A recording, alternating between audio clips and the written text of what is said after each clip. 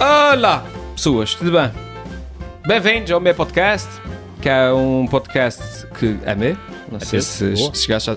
logo vi que tu eras um bom convidado. Chegaste logo lá, não é?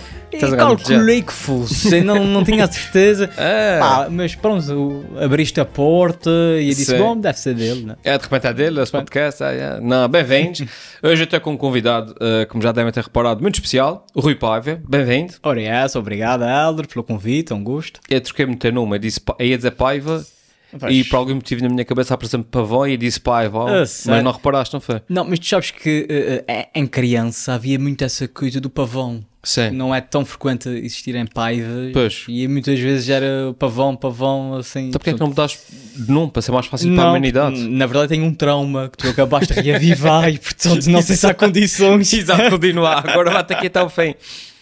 Bem-vindo ao meu podcast, que estava a dizer. Eu sei que estás habituado, a gente estava a comentar agora há pouco, estás habituado só aos estúdios da RTP, não estás habituado a esse tipo de luxo que eu tenho aqui. São luxo aqui no meu curso, mas... E tu habituado a estar desse lado e mais a fazer perguntas do que a responder. Mas também podes fazer perguntas, há um podcast. Está bem. Mas isso é muita pressão. Estás aqui, acredito que estás nervoso, tipo o culminar da tua carreira, na verdade é. Tipo RTP, pronto, e whatever, mas agora estás aqui. Não. O Helder faz parte desse imaginário e há pessoas que vão certamente ver isso e não veem RTP. Portanto, não desvalorizes, Helder. Não desvalorizes. Exato. Olha, muito bem-vindo.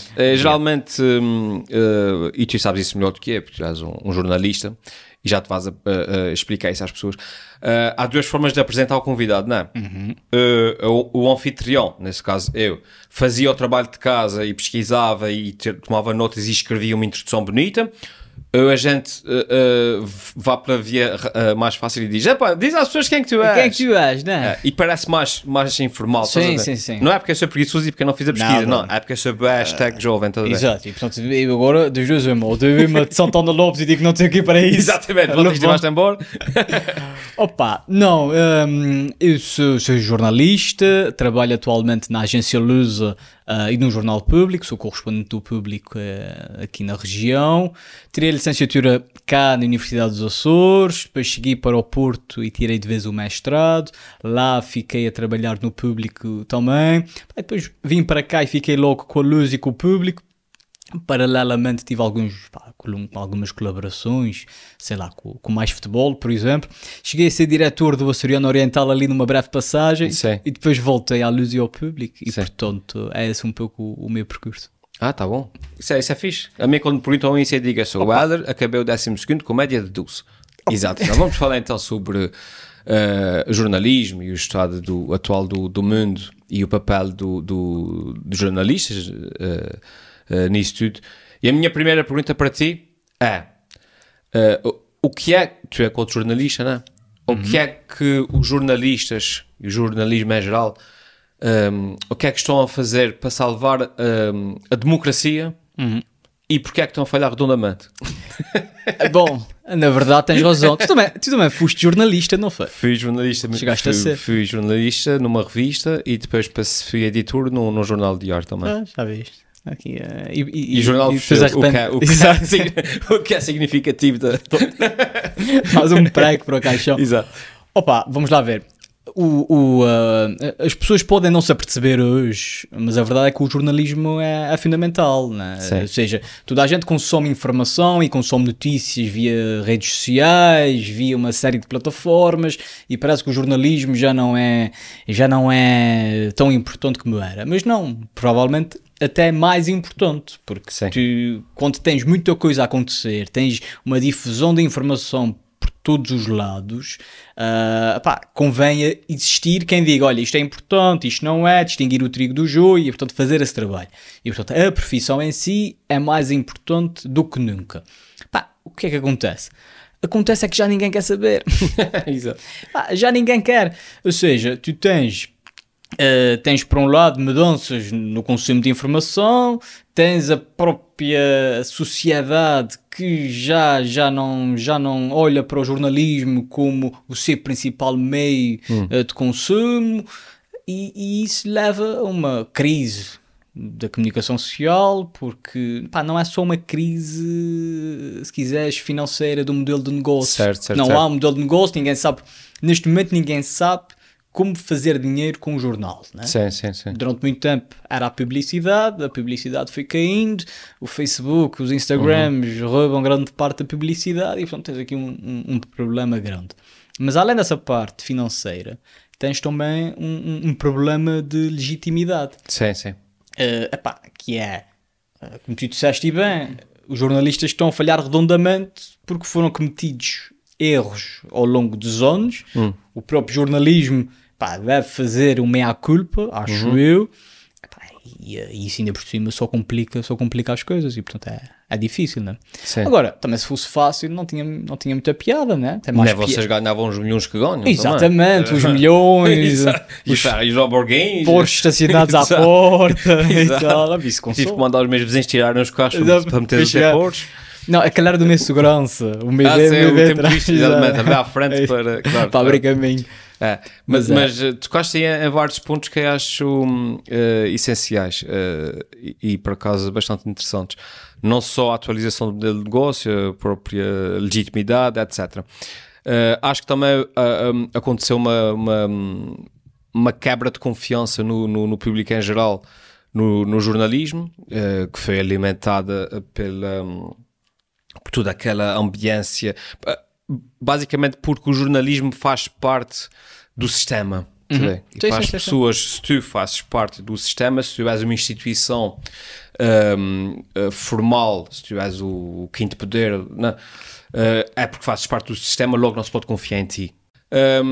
E há, hoje em dia, uma guerra aberta entre aquilo que se chama os médias tradicionais, do qual fazes parte, e os média alternativos, claro, que são os podcasts, etc. e tal. Sendo que hoje em dia, acho que já, como tu disseste há bocadinho com a piada da RTP, já há mais pessoas a ver os podcasts do que a verem o telejornal. Portanto, hoje em dia o média alternativo é que é o média principal. Eu acho que há uma grande fratura, percebes? Sim. Ou seja, eu não sei, sobretudo olhando ao caso português, a televisão ainda tem muito peso. Tem bastante. E por conseguinte, também aqui na RTP surge, e nos Açores a RTP tem um impacto até, isto por acaso é curioso, eu quando comecei a participar no programa da RTP Surge, eu confesso que não estava à espera de tanto impacto, tanto impacto na rua, e tu até saberás isso melhor do que eu. Há aqui uma outra camada, que é, isto acontece, mas também revela a causa e consequência do que acontece na sociedade. Ou seja, tu tens um fosso que é cada vez maior entre gerações. Sim. Basta lembrar muitas vezes a relação que existe entre os mais velhos e os mais novos e como é que era há uns anos. E quando digo fosso é porque depois, claro, com a sociedade do digital, com o advento da internet, com essa proliferação de meios, isso é muito mais notado. Será muito pouca gente jovem que vê os média tradicionais, que ainda têm muito peso porque são consumidos por uma faixa etária mais velha. Claro que isso não é tão simples assim, isso não é matemática, os velhos veem uma coisa, os novos veem a outra. Sim, claro. Não é isso. Agora, e depois é um risco, que parece que existem vários mundos e parece que cada um consome o mundo que quer. Exatamente, é isso. Era para aí que eu estava aí. Sim. Já viste? Já chegaste lá mais depressa. Agora, o risco disso é esse. O jornalismo, qual é a diferença entre um jornal, um órgão de comunicação social tradicional e um média desses alternativos? Sim. Por um lado, o jornalismo tem condutas, tem regras que têm que ser cumpridas, né? Há um exemplo muito claro, que é o Ricardo Araújo Pereira é sempre criticado e nem sequer é um média tradicional, mas estou a falar de um formato mais ligeiro, que acho que toda a gente compreende. É sempre criticado por não levar o André Ventura ao programa. Ele diz, eu não estou a fazer jornalismo, isso não é um programa de informação, é de entretenimento. E, portanto, isto demonstra que, por outro lado, o jornalismo não se pode dar esse luxo. Claro. Tem que haver regras e critérios e é isso que garante essa pluralidade. Não é? Ao fim e ao cabo é isso. Claro. É isso e a responsabilização é diferente, que é, tu enquanto jornalista estás numa posição de confiança, não é? E tu não podes dizer coisas. Se tu tens uma notícia para fazer, tens que verificar os fatos 50 vezes com 50 fontes antes de a dizer. Eu posso me dar aqui ao luxo de estar 1 hora a debitar teorias da conspiração tiradas do que eu quem não tem que me justificar perante ninguém. E o que for verdade é verdade, e o que for mentira, e é whatever, eu sou um comediante que está a dizer cenas. Claro. Eu posso, ou seja, depois eu estou aqui 1 hora por dia a debitar teorias da conspiração, e das 365 teorias da conspiração que eu digo, de repente há uma que se concretiza, e isso dá-me toda a legitimidade para continuar por lá fora.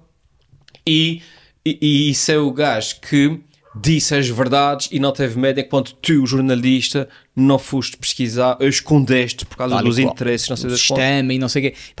E depois o que é que acontece? Quem é que consome, por exemplo, podcasts de um determinado tipo? É quem gosta. Exato. Isso pode parecer um bocado lá para Alice, mas é verdade. Agora, tu quando abres um jornal, aquilo tem ali uma pluralidade, e de repente tu estás a ler uma notícia sobre um assunto, ou pelo menos folheias e percebes que por ti tu não ias lá, tu não ias escolher aquela notícia. Se aquele título aparecer, tu não lês.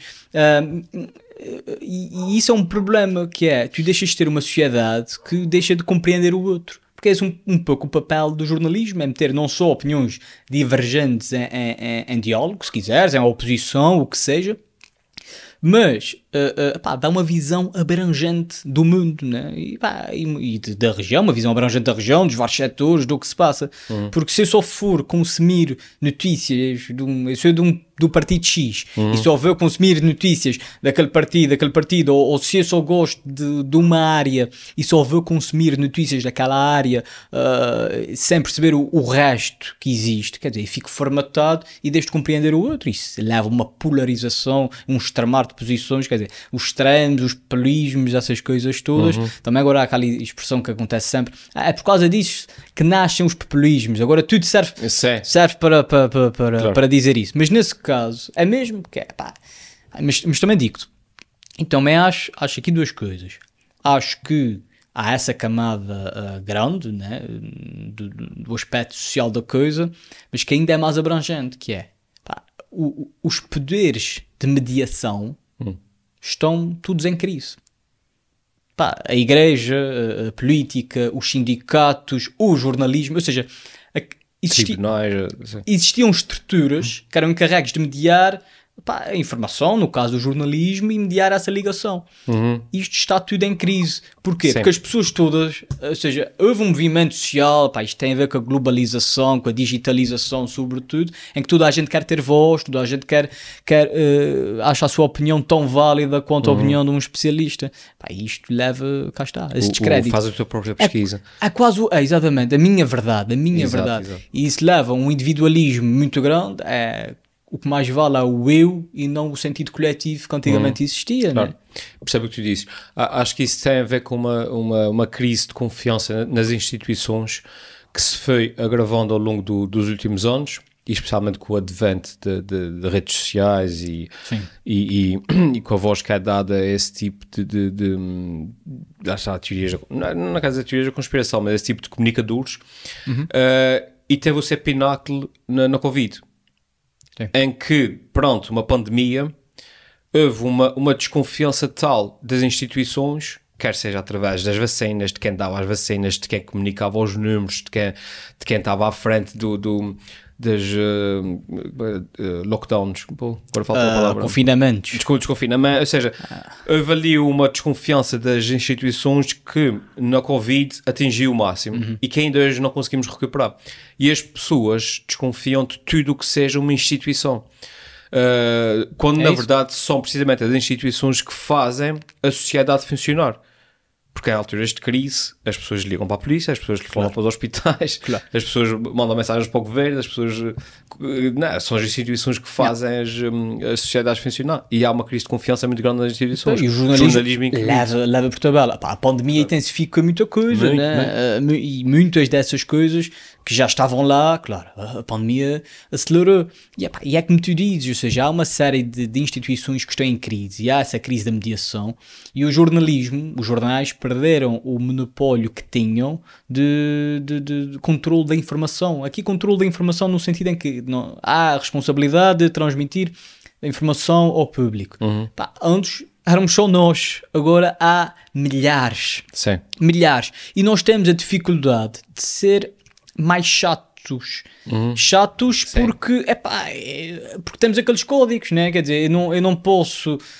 Ou não posso levar um sensacionalismo ao limite, claro. Não posso dizer coisas que são mentira, e portanto temos que ser chatos. E como é que tu fazes isso quando a economia da atenção é o que é? Né? Quer dizer, completamente. E portanto é quase uma tarefa inglória. Agora, se houvesse um acidente agora e a gente soubesse que havia fatalidade, que havia mortos, não é?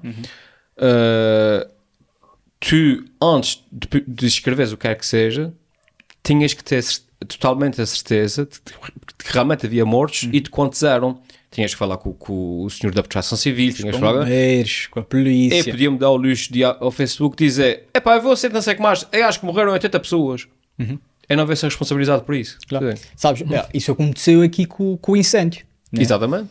Em que, quer dizer, começa-se logo a haver muita coisa nas redes sociais, as pessoas. Teorias, tudo e mais alguma coisa. O primo que disse. A origem do incêndio foi essa, o incêndio é assim assado. Agora, o jornalista, antes de publicar, antes de fazer, há ali um lado de responsabilidade, que é, eu vou escrever se isso for relevante.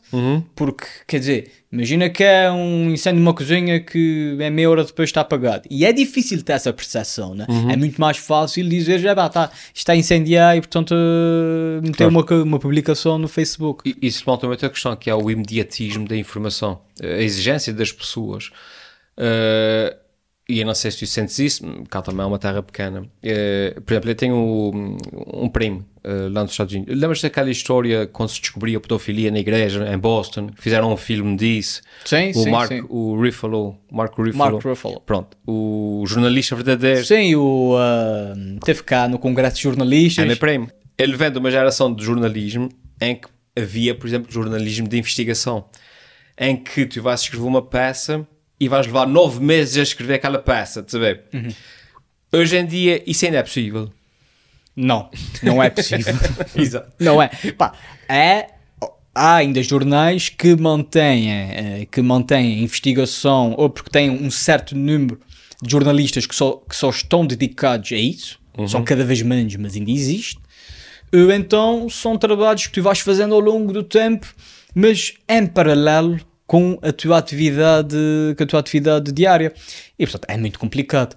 E sim, quer dizer, isso houve aqui várias revoluções, nomeadamente o facto de existirem canais de informação na televisão que estão sempre a emitir notícias em direto. Ou seja, o direto mudou tudo.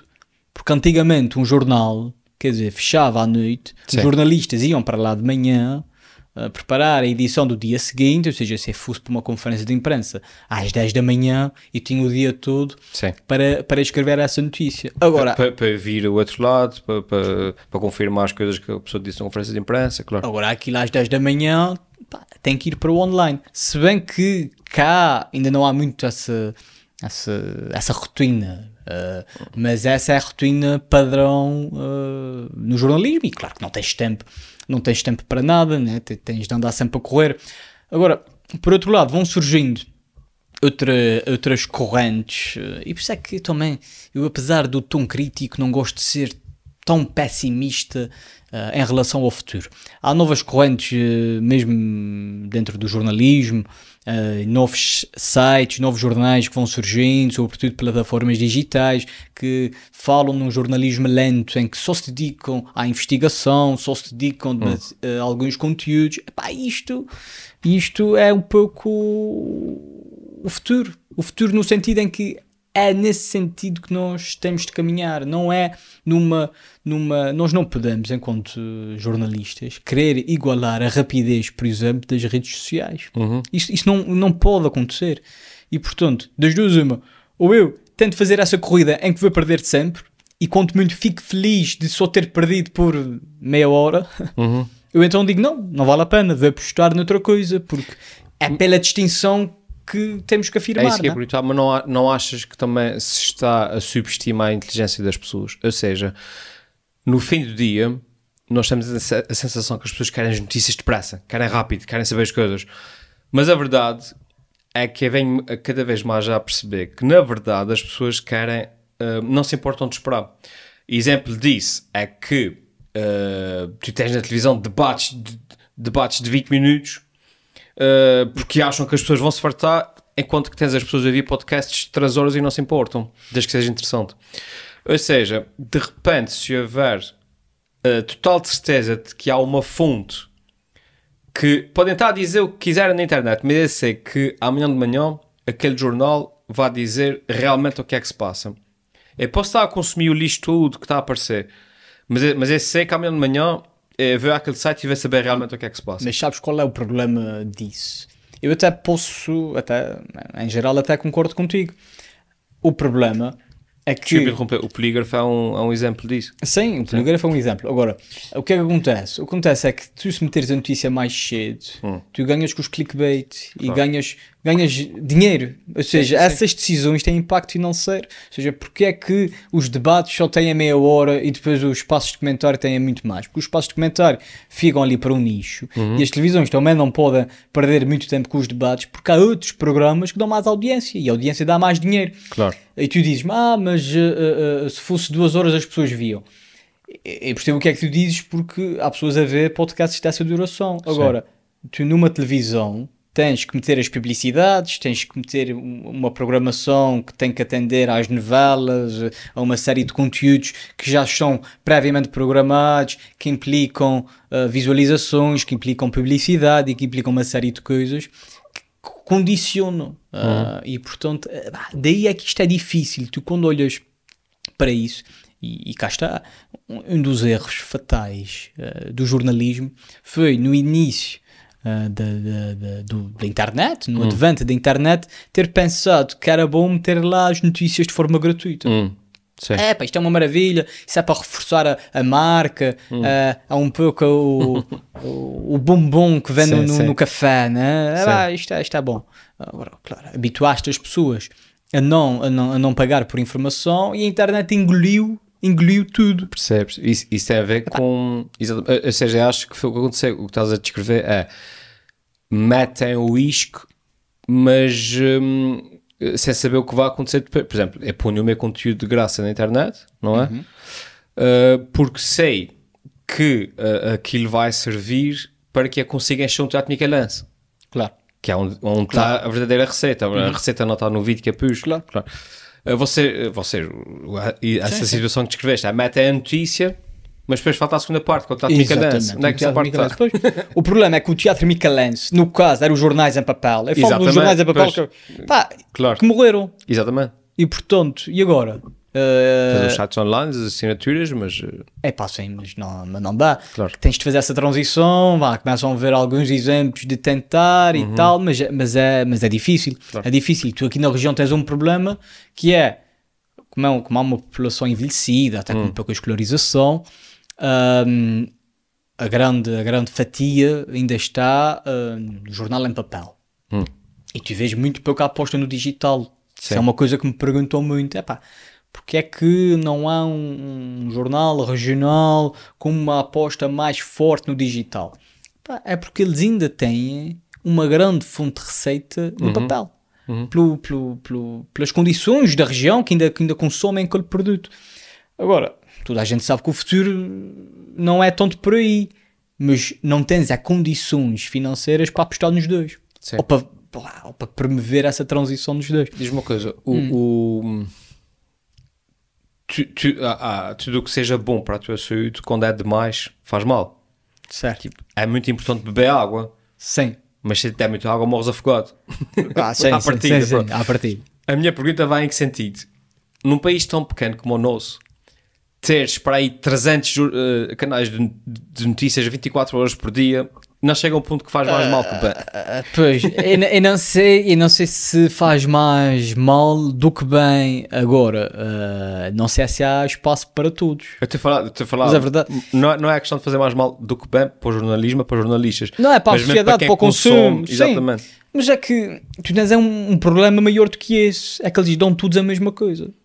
Para mim, o problema maior é esse. É aí que eu quero chegar, que é que depois uma situação que, quando era novo e tínhamos o telejornal, uma situação que antigamente seria a abertura da segunda parte do telejornal, hoje em dia é o drama do dia, porque está tudo o dia, 6 canais o dia tudo a bater naquilo, comentadores a fazer comentários, jornalistas a repetir uma coisa, o Papa morreu. Ok, pronto.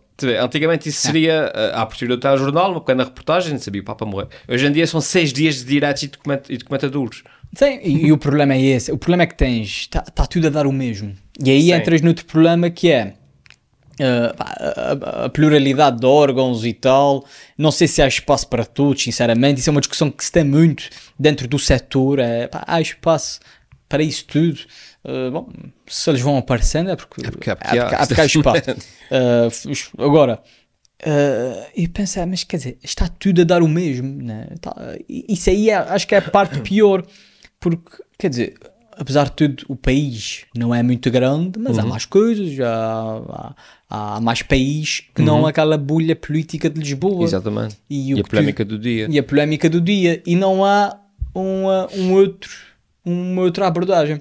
Isso para mim é mais preocupante. Agora tu dizes-me, bom, mas se não há outra abordagem, que as pessoas querem ver aquilo.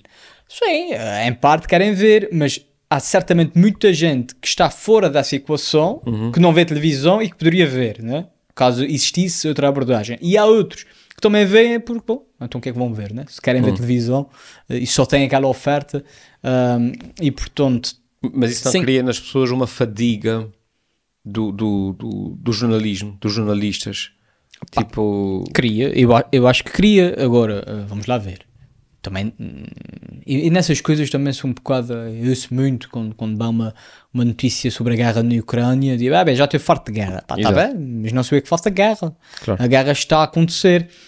Agora, e portanto acho que as notícias têm que continuar a ser dadas. Quem não quiser ver, que não veja, né?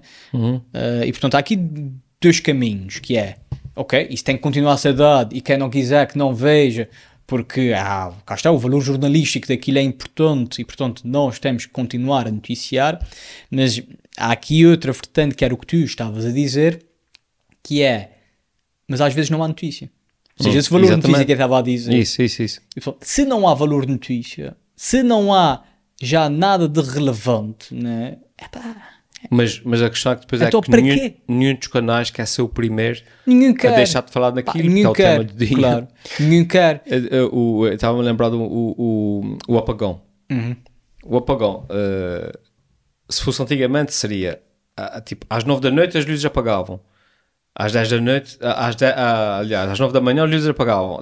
Às 11h30 da manhã ias à casa do vizinho saber se ele também tinha luz. Sim. Ao meio-dia vias no jornal que havia um apagão. Às 3 da tarde ligavas para a EDA para saber, e eles diziam que os técnicos estão a arranjar. E às 9 da noite a luz voltava e tu vias no jornal que tinha havido um apagão. Pronto. Hoje em dia houve o apagão, mas tipo... houve 6 canais a dar uma coisa, a Europa, e depois foi a França, e depois foi, e um gajo pensa, caramba, isso é a Guerra Mundial, e depois foi a Alemanha, e a Espanha também, e depois já se falava em terrorismo, e depois era o Putin. Chegou a um ponto que empolaram tanto o assunto, que, apesar de ser legitimamente grave, foi empolado a um ponto de ser catastrófico. Sim, e perceba que... E as pessoas foram correr para os supermercados comprar. Mas aí também já tinham ido em ocasiões diferentes. Eu aí não sei se concordo exatamente contigo. Porque, vamos lá ver, eu volto a dizer aquilo que disse há pouco, que é quando tu não tens notícia para dar, sim, Pá, quer dizer, não vale a pena estás a insistir. Outra coisa tem a ver com essa repetição excessiva e com aquilo que falávamos há pouco, que é aquela urgência de querer dar a informação e não sei o quê. Pá, houve canais de notícias que durante esse apagão veicularam notícias falsas, fake news. Sim. Pá, veicularam, não há outra forma de dizer isso. Porquê? Porque havia urgência em querer dizer, em querer dar, em não sei o quê. Tempo de verificar, não têm tempo de verificar. E portanto, houve erros. Existiram erros. Agora, apesar de tudo, um apagão agora não é o mesmo que era há não sei quantos anos, porque tu estás totalmente ligado. E portanto, tu antigamente tinhas um telefone, né? Quer dizer, agora quando tens telemóveis, conectas-te pelo WhatsApp, metes os vídeos na internet e não sei o quê, e de repente és impedido de fazer a tua vida normal, né? Que é isso que tem em causa, foi deixar de fazer a vida normal, isso tem um impacto muito maior. Falaste aí numa coisa que foi... houve canais inclusive a dar informações erradas e tal, e eu estava a comentar o facto de existem muitos canais e tipo, somos bombardeados o dia todo com notícias, não sei como mais chega ao ponto que começou a ter um esgotamento. Mas podes ligar a Fox Live. Exatamente. Mas a minha pergunta é, o que é mais perigoso para a sociedade? Desinformação ou excesso de informação? Desinformação. Sim, é pá, desinformação, porque isso depois atinge níveis muito difíceis de controlar, pá, porque o excesso de informação é isso, tens uma alternativa que é não consumir. Sim. A verdade é mesmo essa. Eu percebo aquilo que estás a dizer e é verdade, porque tu vês mesmo que é um excesso de informação quando os próprios canais estão a repetir as mesmas peças noticiosas ao longo do dia. Portanto, aqui já não há nada de novo. Claro.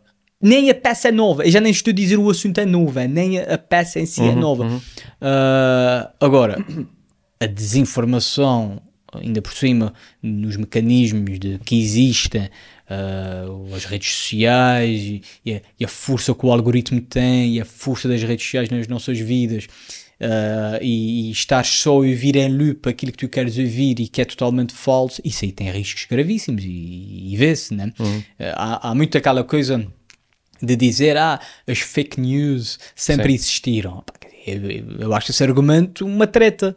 Porquê? O que existiam era... manipulação de informação. Eram coisas falsas, rumores, boatos, isso sempre existiu. Agora, quando se fala em fake news, e é isso que as pessoas têm que perceber, estamos a falar de um conteúdo falso que é divulgado nas redes sociais com um alcance de milhões e que são conteúdos feitos especificamente para aquela pessoa. Ou seja, o Helder recebe ou dá de caras com uma fake news sobre um determinado assunto, é porque aquele assunto vai ao encontro dos interesses dele, portanto aquilo é um fato à medida e obviamente que aquilo é feito para gerar reação e, portanto, o risco disso é brutal, né? E vê-se nos Estados Unidos, vê-se na forma como os próprios países pouco amigos da democracia já usam isso, e pior é que já não é só em termos políticos, que nunca foi, é quando muitas dessas fake news são feitas por dinheiro. Tu tens gente que está numa parte qualquer recôndita do mundo, mas que mete aquelas fake news a circular porque aquilo dá dinheiro, com os cliques, com a audiência da notícia, e portanto ganham dinheiro com aquilo. Querem lá saber do Papa ou do Trump, eu não sei. Criam fake news porque aquilo dá dinheiro. Depois tens as outras, as fake news políticas. Portanto, isso é um cocktail para explodir, não é?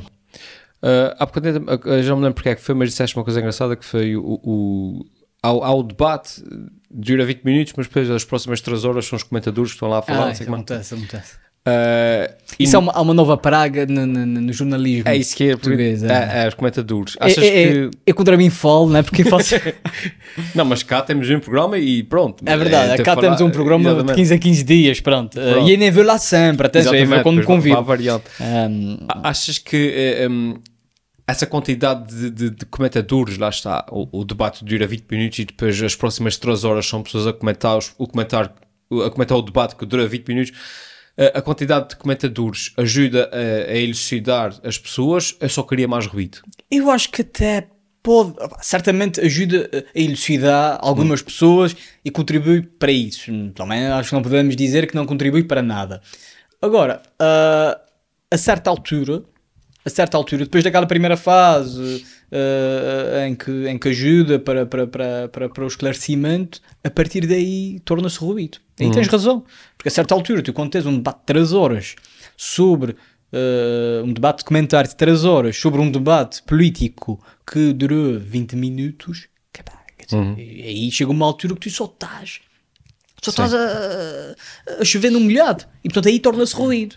Aí torna-se ruído. E depois há outra questão, que é, isso acontece muito e é um exercício que eu procuro fazer. Eu, quando sou chamado a fazer um comentário, o que eu tento fazer é uma análise.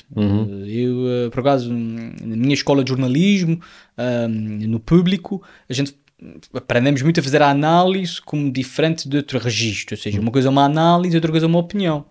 Eu posso fazer uma análise dizendo o processo foi assim, assim, assim, e devia ter sido assado, assado, assado, com base nisso, ou seja, com base na lei, no processo, e apresentar os factos todos com contexto. Isso é uma coisa. Outra coisa é dizer, eu acho que isso está só porque eu acho que sim. Exato. E às vezes quando faço comentário, procuro fazer essa análise, mas pergunto-me, mas o que é que tu achas? Achas que, por acaso vou dar um exemplo concreto, achas que o hospital modular é uma boa solução? Bem, não faço a mínima ideia, eu sei lá se aquilo é uma boa solução ou não. E repara, e mesmo que achasse, o que é que a minha opinião importa? O que é que a minha opinião importa sobre o hospital modular é bom ou mau? Um assunto que não dominas minimamente.